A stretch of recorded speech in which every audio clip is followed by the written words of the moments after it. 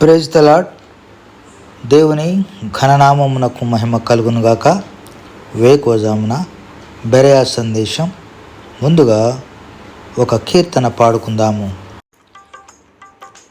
దుర్దినంబులు రాకముందే వాటిలో సంతోషము లేదని, దుర్దినంబులు రాకముందే వాటిలో సంతోషము లేదని, చెప్పు సమయము రాకమునుపే సృష్టికర్తను స్మరించుమా.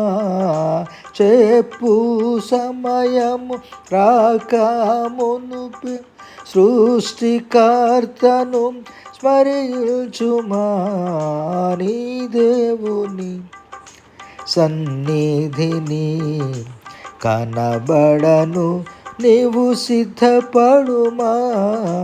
నీ దేవుని సన్నిధిని కనబడను నీవు సిద్ధపడుమా. నీ దేవుని సన్నిధిని. ఈనాటి దేవుని వాగ్దానపు వాక్యాన్ని చదువుకుందాము. యోబు గ్రంథము 11వ అధ్యాయము 18వ వచనం. నమ్మకమునకు ఆస్పదము కలుగును గనుక నీవు ధైర్యముగా నుందువు. ప్రభునందు ప్రియమైన దేవుని జనాంగమా, ఈ వేకోజామున దేవుడు మనకిచ్చిన ఈ వాక్యాన్ని బట్టి దేవునికి వందనాలు. మీ అందరికీ శుభోదయం. ఈ వాక్యము అనగా ఈ మాటలు యోబుతో తన ముగ్గురు మిత్రుల్లో ఒకడైన జోఫరు చెప్పినటువంటి మాటలు. ఇక్కడ యోబుని జోఫరు కూడా కొంత వెటకారంగా, కొంత అతిశయంగా, కొంత ఎత్తి పొడుపుగా మాట్లాడుతున్నట్లుగా మనము ఈ 11వ అధ్యాయంలో చూడగలుగుతున్నాం. నీకు నీవే నీతిమంతుడవు అని చెప్పుకొనుచున్నావు అంటాడు ఆయనని. నీ గురించి నీవే ప్రగల్భాలు పలుకుతున్నావు అనే విషయాన్ని అతను తన నోటి నుండి యోబుని అంటున్నప్పుడు యోబు యొక్క పరిస్థితి ఎంత దయనీయంగా ఉందో మనము ఇక్కడ గమనించగలుగుతాం. కాబట్టి ఆ వాక్యము కొంత సపోర్టివ్గా ఉన్నా ఇంకొంత ఎత్తి పొడుపుగా ఉన్నట్లుగా మనం చూస్తూ ఉంటాం. నమ్మకమునకు ఆస్పదము కలుగును గనక నీవు ధైర్యంగా ఉందువు. నీ ఇంటిని నీవు పరిశోధించి సురక్షితంగా పండుకొందువు. ఎవరి భయం లేకుండా నీవు పడుకొందువు.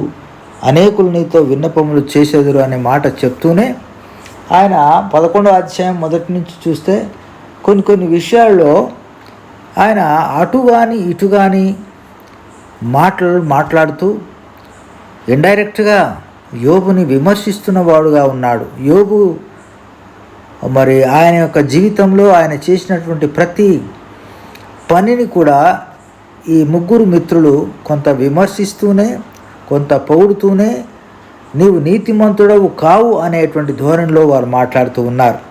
చాలాసార్లు ప్రియమైనటువంటి దేవుని ప్రజలారా, మనకు కూడా యోబు లాంటి శ్రమలు వచ్చినప్పుడు మన చుట్టూ ఉన్నటువంటి మన వారు మనల్ని ఇట్లాగే ఎద్దేవా చేసేటట్లుగా ఉంటారు, హేళన చేసేవారుగా ఉంటారు. ఈయన భక్తిపరుడైతే ఇన్ని కష్టాలు ఎందుకు వస్తాయి, ఈయన నీతిపరుడైతే ఈయన కుటుంబ పరిస్థితులు ఇలా ఎందుకు ఉంటాయి అని ఎత్తిపొడిచే వాళ్ళు కూడా ఉంటారు. ఏది ఏమైనా మన యొక్క విశ్వాసము సడలింపు చేయవద్దు. ఏదైనా మనం నిరీక్షణ కలిగిన వారమై ఉండాలి. ప్రతిదీ కూడా దేవుని చిత్తం లేకుండా మన మీదకి ఏది రాదు అని, ఆయనే మనల్ని తిరిగి సమకూర్చేవాడని, సమృద్ధిలోనికి నడిపించేవాడని మనం నమ్మకంగా ఈ లోకంలో ప్రయాణం చేయాలి. యోబు జీవిత పాఠం మనకు కూడా ఒక పాఠమే. అంత గొప్ప దైవజనుడు, దేవుని చేత యథార్థవర్తనుడు అనిపించుకున్న వానికి శ్రమలు వచ్చినాయి. నీకు నాకు కూడా శ్రమలు వస్తాయి. ఇట్టి సమయంలో యోబుకున్నటువంటి నిబ్బరత మనం కూడా ప్రదర్శించి విశ్వాస జీవితంలో అందరికీ ఆదర్శప్రాయమైనటువంటి విశ్వాసాన్ని ప్రదర్శిస్తూ ముందుకు వెళ్ళాలి. దేవుడి మాటలు దీవించి ఆశీర్వదించునుగాక. ప్రార్థన చేసుకుందాం. ప్రేమ కలిగిన మా ప్రియ పరలోకపు తండ్రి, వేకువజామున మీరు మాకు ఇచ్చిన శ్రేష్టమైన వాక్కును బట్టి వందనాలు స్తోత్రాలు చెల్లిస్తూ మాకు కూడా యోబు లాంటి ఓర్పును, విశ్వాసమును, భక్తిని నేర్పుమని యేసయ్య అతి శ్రేష్టమైన నామమున స్తుతించి ప్రార్థించి అడిగి వేడుకొంచున్నాం తండ్రి. ఆమేన్.